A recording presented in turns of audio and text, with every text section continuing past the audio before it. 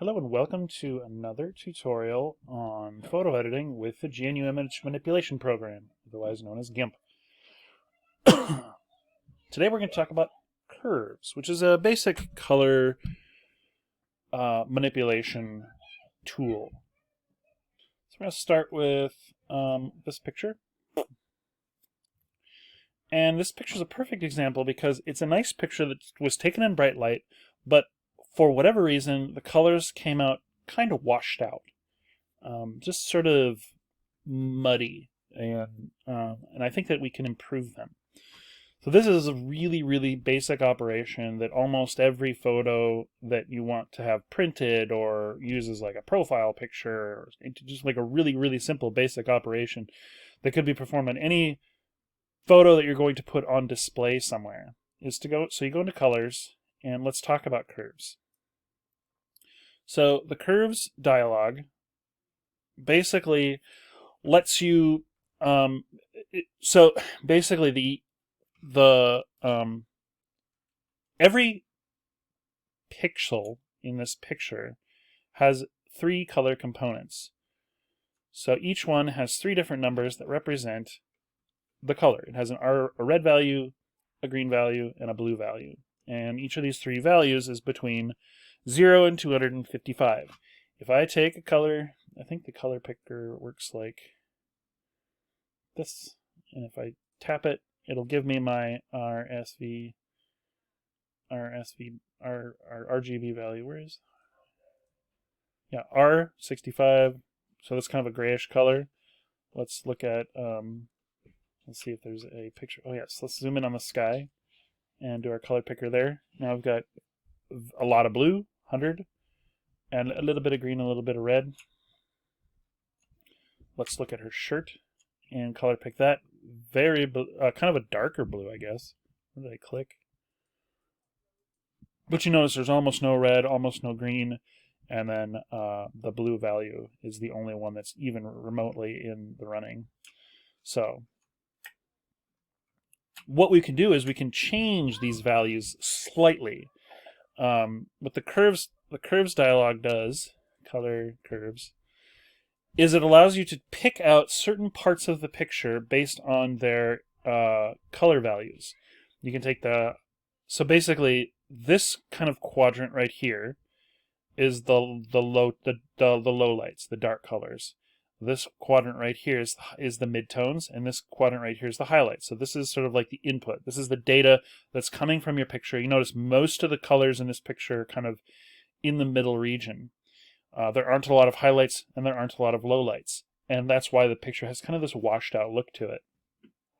So what we can do is remap the way these highlights, or the way these three color zones map to our output, which is this bar right here. So a really standard way to do this is to do the value channel, which is basically like the average of the RGB value. So we're just really just trying to make highlights pop and lowlights pop. So a common thing to do will be to take the highlights and make them a little lighter. And that's all you have to do that is click on the curves line here and just pull it up a little bit. And now we want to make our lowlights a little darker. So we're going to click here and pull that down to get this S-curve thing. And just a very tiny tweak. You don't need to, you're not pulling this like down to here and pulling this down to here to get this, we're just doing a slight adjustment. And this is a really, really common adjustment to give a photo some like, some drama, some interest, to make it look a little bit more exciting.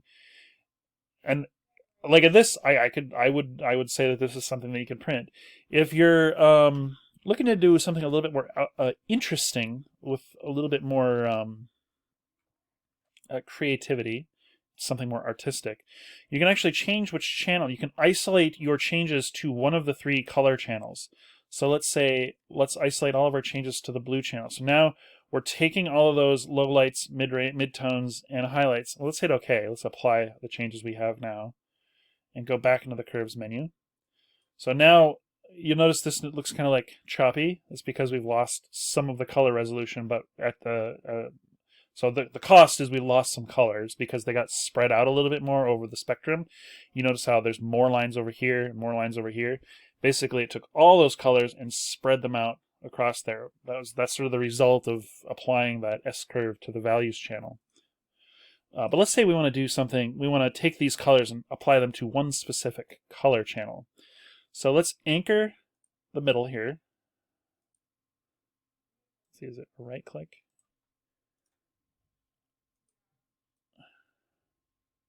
Let's keep it there. And then we want to, let's just drag the blues down a bit. And notice what it does. It has made all of the picture got a little greener because I have manipulated the lowlights, just the lowlights in the blues. Now if I drag it up, you'll notice the darker colors get in the picture get more blue when you do this. You get this sort of like bluish color. And this is something you can do to add a little bit of interest or drama to a picture. Let's take a look at our green channel, and let's say let's anchor it right up here, maybe, and then let's pull this down a little bit. This is going to give it kind of like this kind of purplish color. So you can play around with these a lot, and again, always use very, very careful, subtle adjustments. Don't go overboard. Just play around with it until you get a result that you think looks cool, and try to keep it subtle. See, this is actually too much. This is too much. I should be ashamed of myself. There we go, something like that. So all I did was made some slight adjustments. It adds a little bit more drama to the picture, and you can play around with it. Every time you do it, you're going to do something a little bit different. And so this is actually what they do in movies to adjust like the color. Like if you notice some movies have color palettes that they stick to. A really popular one among action movies these days is to use like an orange teal color palette. So if you watch really carefully on movies like, especially like Marvel movies, you'll see that every scene is either blue or orange for some reason, or well, teal or orange. And it's a very popular color palette, and a lot of design people just go absolutely nuts when they see it. They just hate it, but it's kind of funny. And it's a very common technique is to just adjust the curves on the picture, because real life doesn't look like this, but to do these little tweaks, you can actually create a mood in an image. So there it is. One thing that I haven't talked about yet with these tutorials is files and file formats. So when you save a file, you hit save, it's going to save it as an XCF file, which is a GIMP project file.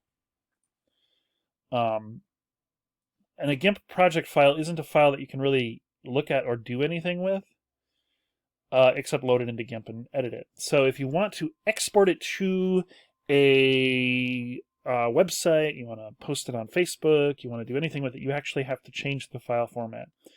So here we go. We want to export as, and this gives us the option to create a new picture. Now there's a few different file formats that people typically use, and oh my gosh, there's so many of them. The only ones that you really need to worry about are JPG,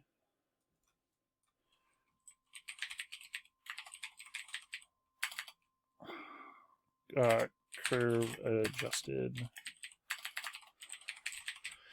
our JPG, which is kind of like a really compressed file format. They're designed to be small files that are easily loaded on the internet. Or the more popular one nowadays is PNG, which stands for Portable Network Graphics. So all you have to do is type in a file name and add JPEG or PNG to the end of the file, and then hit export, and then it will create. It'll ask you some options. I usually just ignore all this and just hit export. The default values are fine. And then you'll see that, oh, it's still exporting it. It's taking its time. And now you'll see that it is here. So these are the two pictures. If I open them up in my photo viewer, you can see the change. Much more dramatic, from this kind of washed out gray color to this one with this. It's got a little bit of drama. The eyes are darker. I don't know. Anyway, I hope you found this interesting and illuminating, and we'll see you in the next tutorial.